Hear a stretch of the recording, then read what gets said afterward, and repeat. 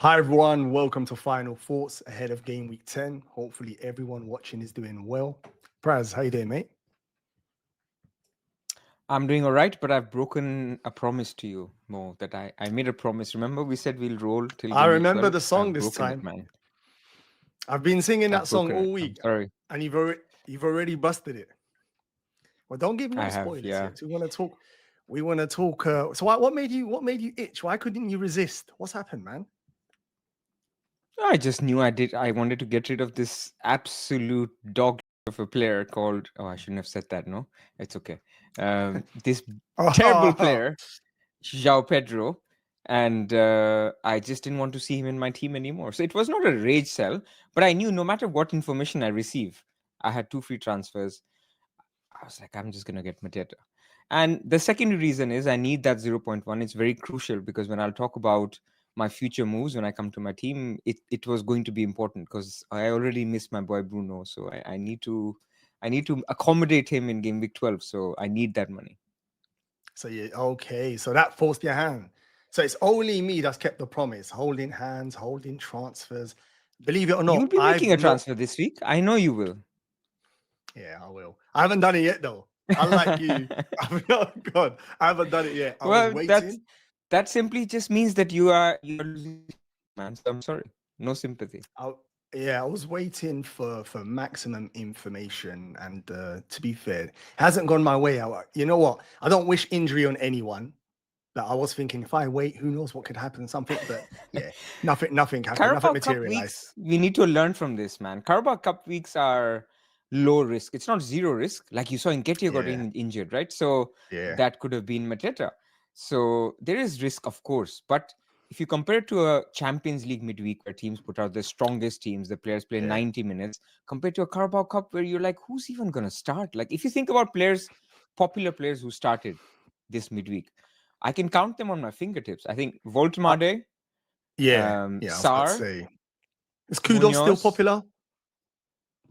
Nah, I mean, not with Nah. those listening here. I don't think so. Um, that's it, right? Yeah, Arsenal yeah. rested Well, everybody. Liverpool rested everybody. Man City rested everybody. Newcastle rested most people. So yeah, I mean, it's low risk, is what I'm saying, and this is why I did it you, on Sunday. I was like, look, I'm not taking another drop on João Pedro. I'm not taking another losing another 0.1 on Mateta. I'm like, I'm just gonna get it done because it's not a move I'm wavering on. I'm definitely gonna do it. So this is you trying to justify breaking a promise, but all good. No worry, no worry. We're gonna I go did. talk more about the transfers in detail as we go into my team, and I'm gonna go straight into it, because there's a lot to discuss. How was before? Hold In on. fact, I should have asked you. Hold on. Yes, You were supposed to use a chip last week, or are you still hoarding them? I cancelled. I cancelled, Yeah. and it was right. So the Gabriel news came in. I think we all had a feeling it's Arteta and he's gonna play, but I thought I can't risk it, especially with Enzo was a bit up in the air as well. And Juve, I was thinking, surely I can't play it and have two players.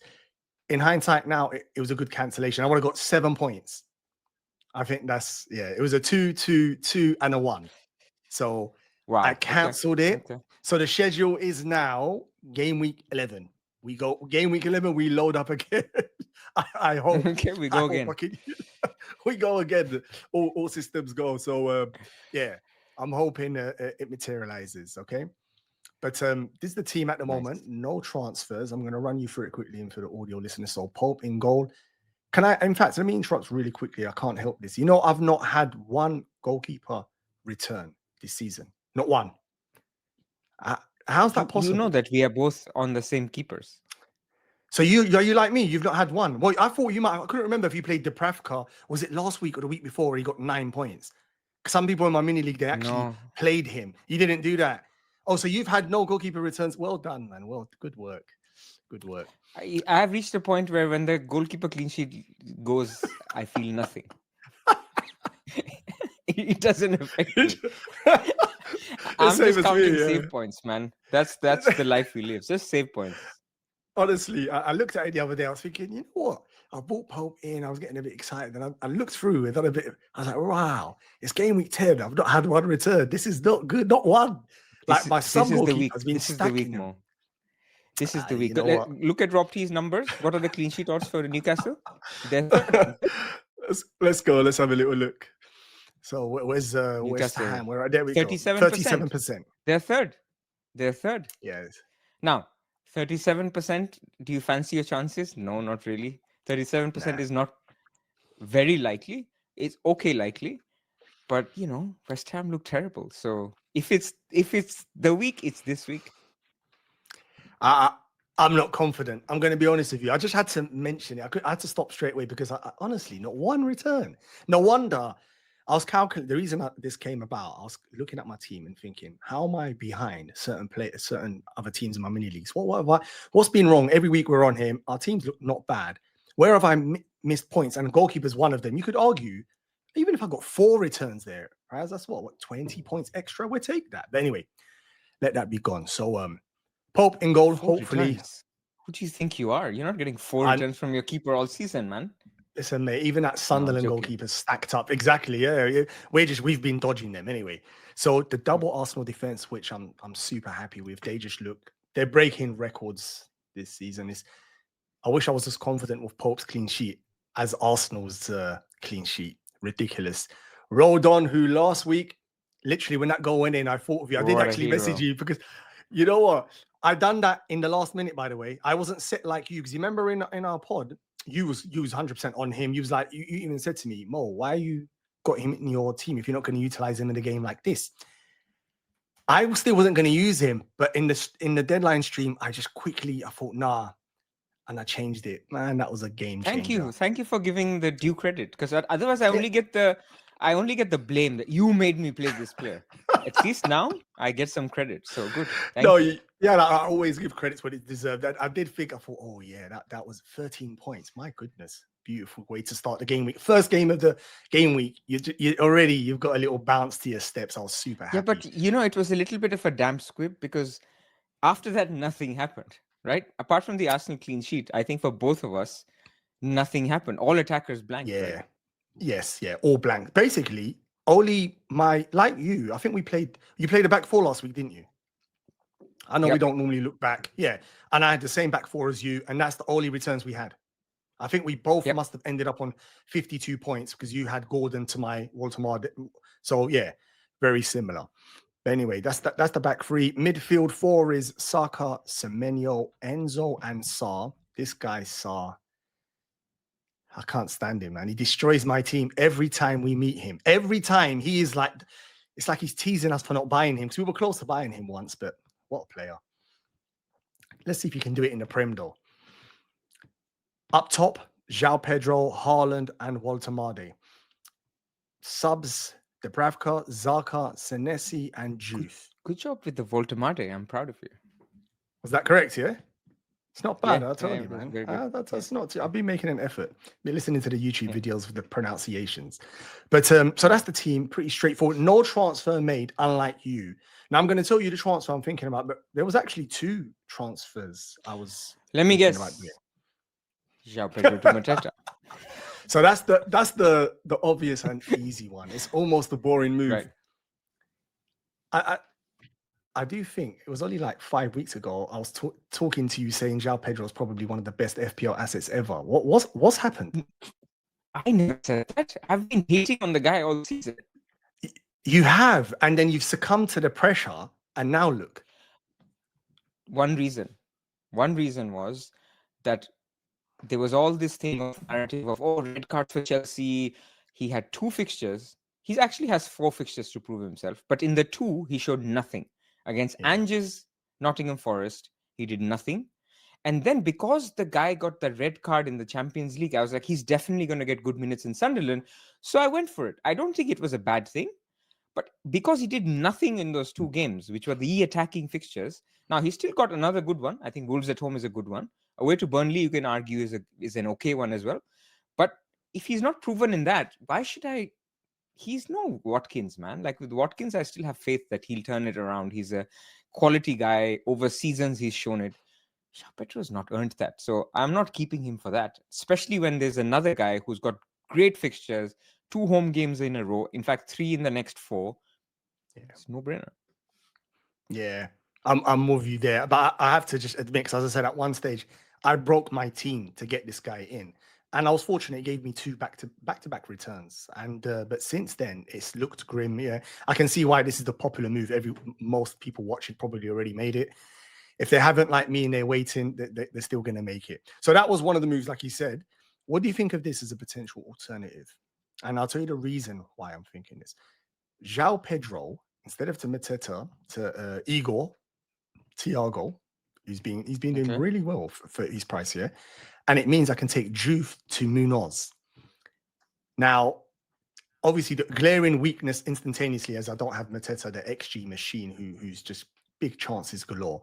But then this season, and I wanted to ask you this actually, the points do seem to be coming up in this discussion regarding defense. Is the meta changing and stuff like that? What's your take on that? That's one of the reasons I was thinking, and I'd play 4-4-2, or whenever Thiago's got a good fixture, play him. I can mix and match. Well, first let's tackle the first side of this equation, which is Thiago has away to Crystal Palace, away to Brighton, and home to Newcastle as his next 3, and away to Arsenal as 4 of his next 5. So pretty much apart from game week 13, he's an okay option. Now, of course, people will argue that no, he did well in the other games and in the tougher games. Look what he did against Liverpool. I get it. But tough fixtures are still tough fixtures, right? So normally he's fine. If you were buying him in game week 13 when he's home to Burnley, then he has home to Leeds in 16, away to Wolves in 17, good entry point. But you actually will have to play him. This week you'll have to play him. Next week you might have to play him. He's home to Newcastle. You might actually play him. So my question to you is it the right time to do that? But to answer your other side of the question, Munoz, yeah, I think he's a great pick, man. And Munoz would mean that you pretty much shift to a 4 at the back most weeks is also fine. Like, I think, yes, the meta is that you can shift to 4 at the back. Like, there's nothing wrong with shifting to 4 at the back. So you don't see that as a fad? Do you think because of the defensive contributions, the way the Premier League's playing at the moment with long balls, direct football, do you think that is something to play a 4, or dare I say, even a back 5? Yeah, but you see, you use that example of back 4 defensive contributions, but you don't have many defenders who actually take advantage of that. You have good defenders. So Munoz is a good defender and really attacking, the most attacking defender. But it's not because you're not getting him because the league has changed. He's not getting it's not a defensive contribution machine. He's an attacking output machine. Same for Timber. Timber is a good clean sheet guy. He's not a defensive contribution guy.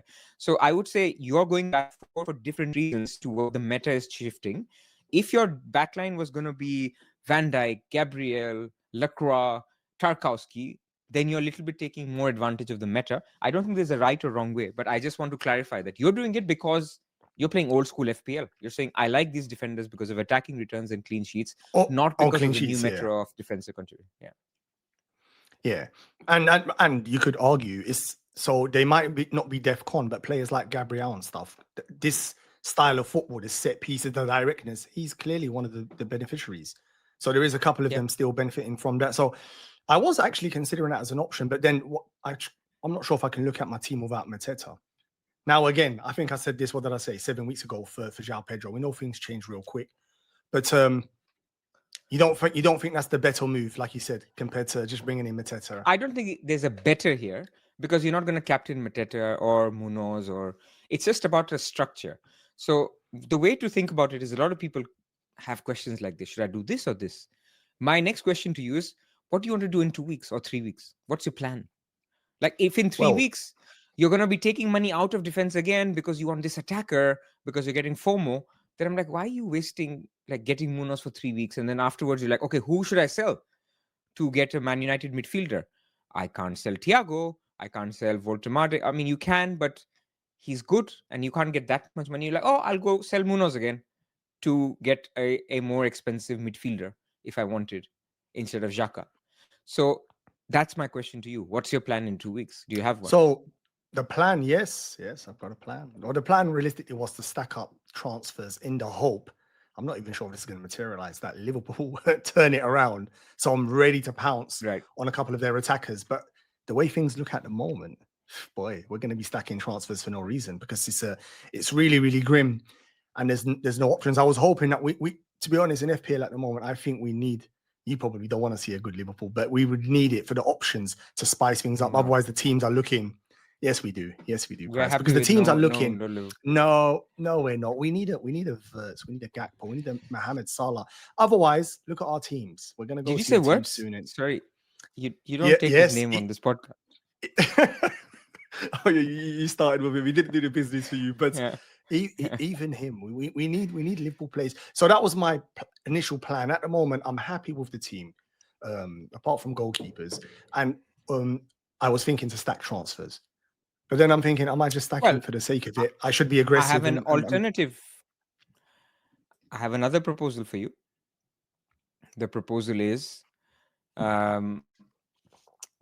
next week when you're looking to bench boost, do you need to make a defensive transfer this week? Like, who does Rodon play next week? No, it's. Are you happy with all your defenders next week? I actually am. Yeah, it's only Diouf is not great. I think he plays. Who's he playing in Gameweek 11? Can't remember now. Diouf is fine. He's home to Burnley. Yeah, he's got a decent fixture. I think Zaka's got Arsenal, which isn't ideal, but the way Sunderland are playing, and especially him, no problem. Could get in a DEFCON, more than likely defensive contributions. He's been outstanding, yes. Leeds are away to Forest. Not too bad. West Ham is fine. They're bench boostable. So you sell Diouf this week, and next week you don't get his Burnley fixture. And then instead you get Thiago's Newcastle fixture. And you're using up a transfer. Yeah. Like, I like the simple one move personally. If you were so desperate to get a Palace, then just do Diouf to Richards, man. I'm struggling with that move. I know how good he is, and I know how keen you are on him. In fact, is he even fully fit? Is he like fully fit? Is he fine? I mean, he's expected to be fit. There's obviously a press conference tomorrow, or when you're listening to this later today. But he's, I think, widely said that it's not a tear in his calf and he should be okay. Okay. He's a There's still some concern, by the way. When midweek fixtures come, there's a slight concern. But yeah, I think it's fine. He's still worth it. 4.5. If I go Palace, Pras, I more than likely would go Munoz, And like you said, it is a bit of a throwback move, but his statistics over the last 2 years, I saw Sky put the graphic up and it was super impressive. Ridiculous, excellent defender. I'm amazed he started last night against Liverpool, no rotation. But they're the only moves I was thinking about. The rest of the team looks good. What do you think, Pras? Anything else that you can spot? Like, I think you've got 4 solid midfielders. And 3 very good attackers if João Pedro leaves your team. So, and of course, double defense. Newcastle, we already talked about good clean sheet odds this week. I think Rodon is an issue. So I think it's a good exit to actually my team because I have a similar problem because Anderson is injured. So in my team, I've got actually very similar players. Instead of your Voltemade, I've got Gordon. And that's the biggest difference. Of course, MATETA is in, so I have 1 fewer free transfer than you, but 0.1 more team value than you. And so this is the thinking for me, where if Marco Silva is saying Anderson is close, he may play, I'll just leave it and Rodon can come on. But if he rules him out and he says, oh, he's out until the next international break, let's say as an example, which is in 2 weeks, then can I just do Anderson up to Lacroix or I can do Rodon up to Richards? That's my only dilemma with my remaining free transfer. What that means is I would be perma shifting to a 4 at the back, but that's fine, man. Like having Senesi, Richards, Anderson, Lacroix, like 2 or 3 of these guys, they can be played if they have good fixtures, which they do. After this week, Senesi is playable until Gameweek 16. Anderson was playable from now until, for a very long time. So is Palace. So I'm just thinking it's fine. Like if you pair a Newcastle keeper with 2 Arsenal defenders and a DEFCON or 2 DEFCON monsters, I think it's fine. So you don't like the idea of Rodon this week? Like what are his? Let me check. What poor, are like 20%. You've already checked. 19%. So from my perspective, I've either got him or Senesi or Diouf. 16%. I'd say he's definitely not playing. Yeah, it's not ideal for. I mean, you're in a better place than me actually. So you're thinking, unless you get news, that transfer you're going to make it? No, I'm thinking I'm not going to make it unless he's ruled out for like 2-3 weeks. And if it's All right. like ruled out until international break, and even after that you're not sure, then I'm like, yeah, just do Anderson to Lacroix, because I love Lacroix, man. I think he's really good. So How frustrated are you with Gordon? Been a bit strange, playing the minutes wise and almost playing well and He's- scoring in cups. But even in the league, he almost got 2 assists. I don't know how to what extent you saw the highlights. Like Murphy missed a 1-on-1 of his assist. Bruno Guimaraes missed a very easy chance. I'm not worried. Like if he's creating chances, just not getting lucky with some returns. He's going to play the next 2 games, and then I'll take it from there. I think he's very likely to become a Man United midfielder by Gameweek 12. So he's got 2 more weeks, and we'll see what he does. And same with Saka coming off midweek. Do you reckon hopefully we still get close to 90 with him in the... Yeah. No, he came off last I think weekend. he'll be Sorry. fine. He came off a bit earlier, didn't he? He came off a bit earlier. So I don't know if they managed him then. Because he was came on ill as a sub. Yeah, that's it. and scored. So I think he's okay. He's all right, yeah. I'm trying to look. So we're both in a good place. Captaincy. Is there any point discussing captaincy? It's become really stale. Another reason we need Mohamed Salah and Liverpool players back. Well, I think if you're so inclined, you can captain Saka, you can captain Gabriel. Gabriel's my vice. Who's your vice captain, by the way? Saka. Yeah. I've got it on Saka. So for me, Gabriel. So I think Arsenal picks are fine, but you're backing an Arsenal pick versus Haaland at home. And Haaland is playing the same team that Mateta got the highest XG ever recorded in a Premier League game. I'm not saying Bournemouth will have a game same as that, but it's not like that's a tough fixture. Haaland is at home. So I'm not bothered. Like in weeks like this, I don't even think about captaincy. Yeah, I know. It's a bit of a shame though. I don't know, but so you don't think like that? Okay, we're similar positions in FPL this season. We've had a slow start. You don't think you want more, like I heard you say before, chaos? You don't think we need a captaincy, like an opportunity to be able to go against him where it's much more tighter? Because at the moment it's just perma captain. It's a bit. I'm finding it not that great. Yeah, but you have to play the game that's in front of you, right? So you cannot cause chaos by making silly moves. No, I agree. So I've done that last season. Yeah. You have to play the game in the right way. And then, number one, the easiest way to catch up in rank is hope to get lucky. That's a secret that I'll tell you that nobody knows. Just hope to get lucky. Like it's only 8 weeks, 9 weeks, and it can flip. And imagine a week like last week, right? Where everybody's attackers blank. Now imagine if Voltemade in your case and Gordon in my case scores a brace. You get a 15-pointer. You've put up 15 points to everybody in the game, right? So you need a week or 2 like that, and then you catch up. Like you're 50 points behind a very good rank right now. You catch up 30 points in 2 weeks like that, and then it's done. I'm not saying it's easy because you can also fall further behind, but the easiest way to play is not to force it, not right now. Continue to make good decisions, and then hope to get lucky. If you're still not getting lucky and things are not working out after game week 30, come to me. We'll talk about differential captaincy. Right now, captain the guy you think will score the most points. Yeah, I'm in agreement with you. Last season, I went very early. I went rogue very early, and it didn't end well. So I know what you mean. Play smart for now. And I these just had guys to are ask very the low question. owned, right? These guys are fairly low owned. Like if I look at effective ownership, live FPL, like these are not very highly owned players. Apart from Gabriel and Haaland, there's not a single player over 50% EO. Isn't Semenyo over yes, it? maybe Semenyo, you're right. Yeah, he might be. Semenyo should be. So apart from those 3, it's not like it's dire that your whole team is highly owned and you won't get points. What do you think of this actually? You can't make the same captain back to back. Would you like that rule in FPL? Say next season introduce it. I think it would be fun. It would be, wouldn't it? I think it'll be fun. Yeah. Because it will also you'll plan it as well. Like, oh, I want to captain Haaland not next week, but the week after. So next week I need to not captain Haaland. So this week I should think, So I think the planning aspect of it can also go very wrong, right? Because you're like, oh, Haaland's blanking, but then when the week that I can't captain, I'm not on that rotation, then he's scoring the points. It's a bit like midweek fixtures where we get frustrated. it's completely out of your hands. So it increases variance, but I think it also increases planning. I agree. Increases planning and stops this. Just leave it on Haaland for 8 weeks in a row, which I keep complaining about.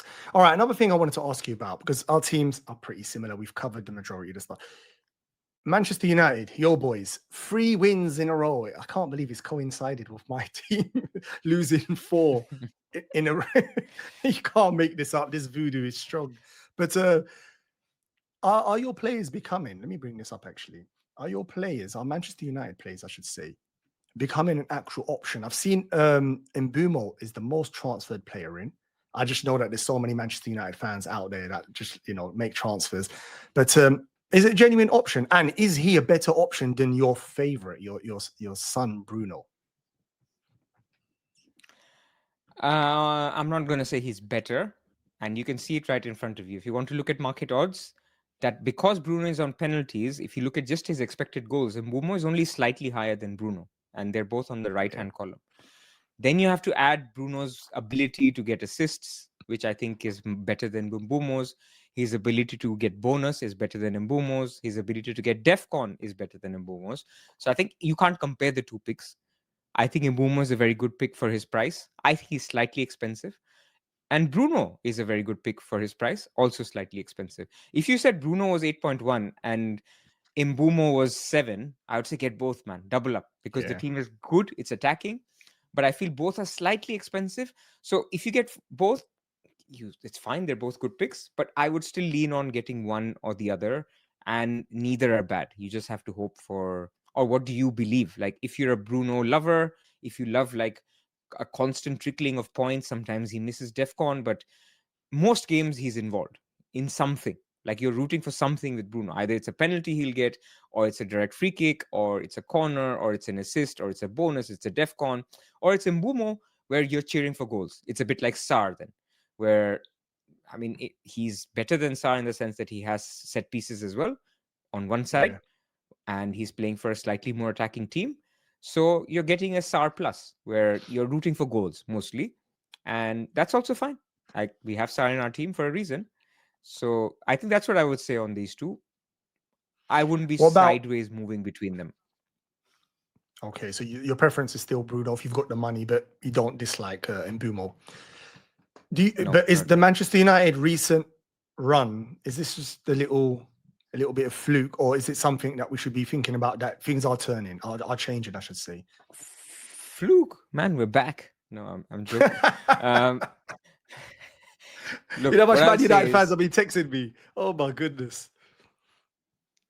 Look, I think there's a tendency to become over the top with Man United, especially amongst fans, and say, we're back.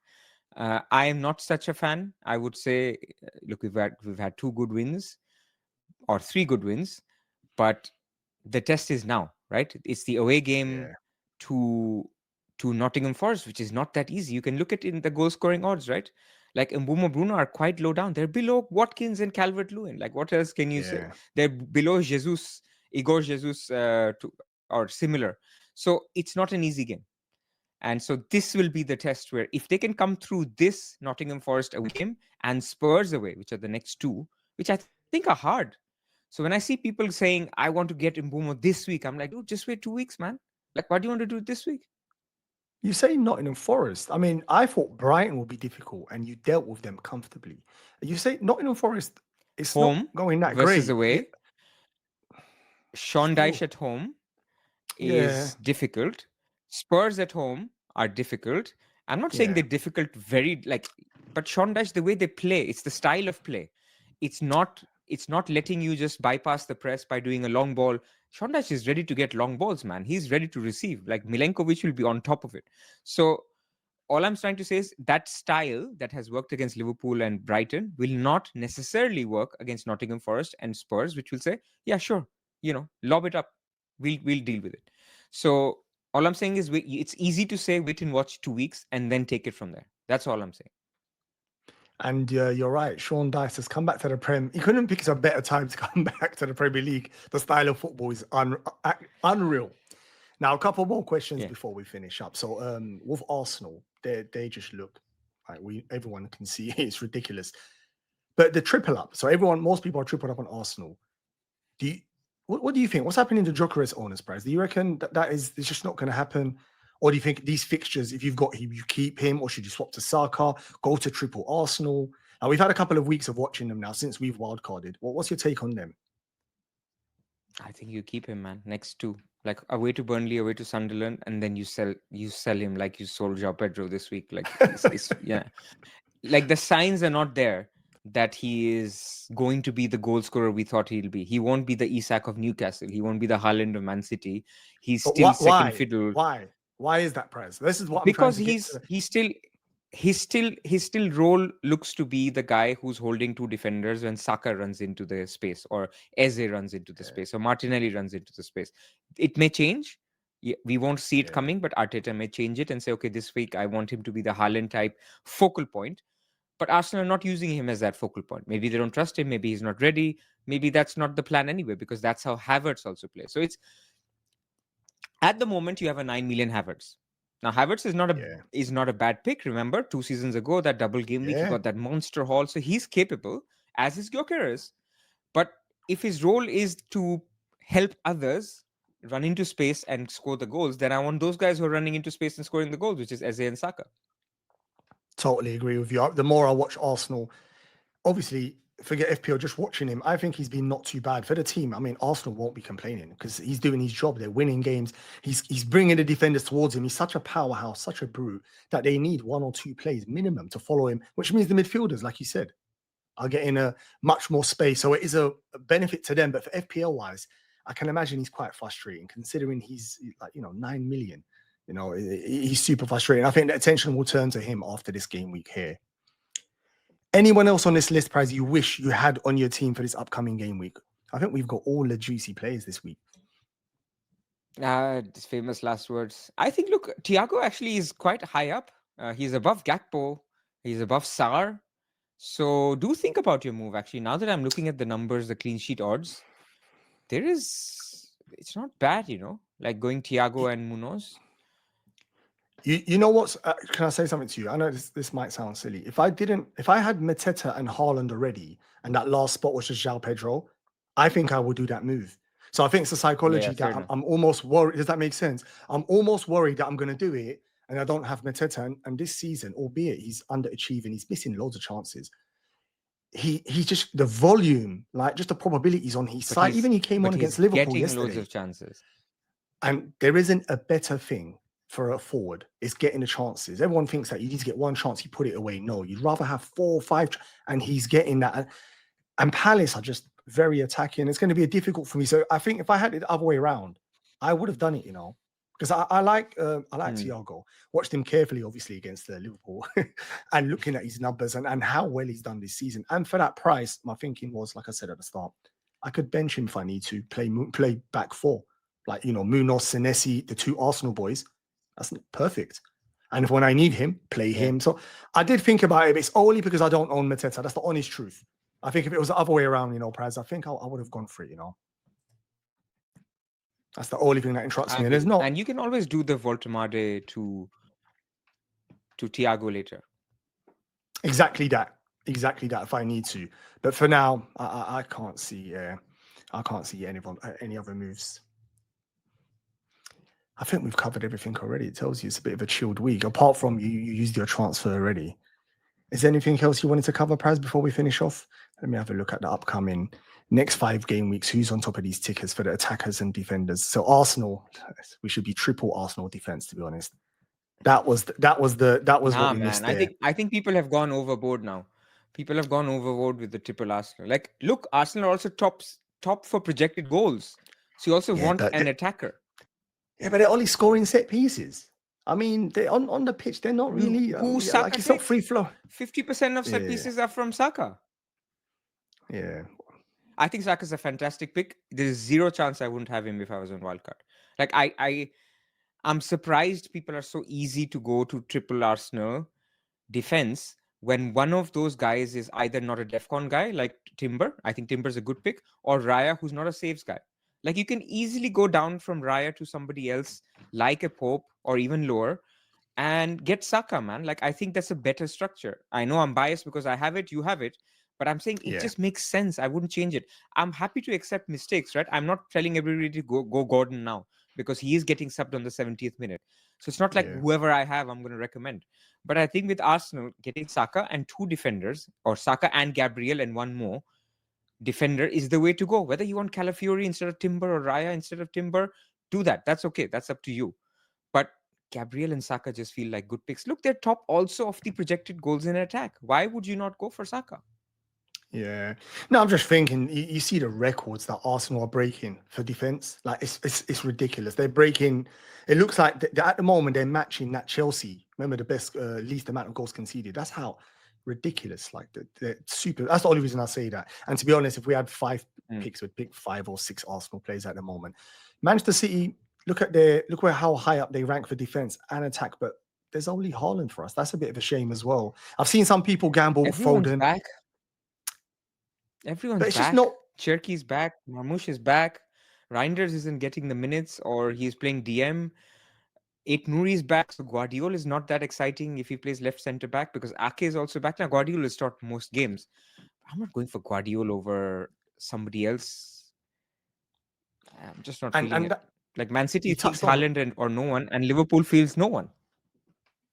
I was going to say, actually, you mentioned Reinders. Isn't that a pick that's almost similar to João Pedro? Went from super hot property and boom, vanished like nothing. I know he's cheaper, so it's not as painful.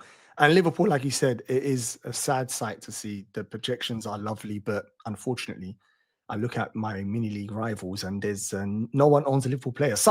Maybe a couple still running Salah, who got that goal last week, which was quite nice for them. But yeah, it's a shame the options are so stark. So cool. Praz, we're going to finish up. Yeah, we're going to finish up. We've covered everything. I wish you good luck for this week, Next our week teams are very similar. We're gonna hold our hands and say roll next week. You've already broken the promise, man. I don't trust you now. I don't trust you now. Hear me out. Next week is going to be before international break. We're going to carry 2 free transfers or 3 free transfers into the international break. So next week, the golden words are roll, or the golden word. Yes. Let's hold. We'll see. I bet you next week you come in, Mo. I've broken my promise. Anyway, we'll see you next week. Don't worry. Cool. Listen, thank you very much for watching. Please like and subscribe. We should say that in the middle of the video, to be honest, but we always Praz forgets. Yeah, they've already gone, man. They've left. Nah. They're no chance. When you're talking, they're listening, mate. You don't worry about that. They're listening. But when we said goodbye until next week, they left. No chance. They're still okay, if you haven't left, thank you for staying. Like and subscribe. Thank you very much, everyone. Bye-bye. Take it easy. All right. Bye.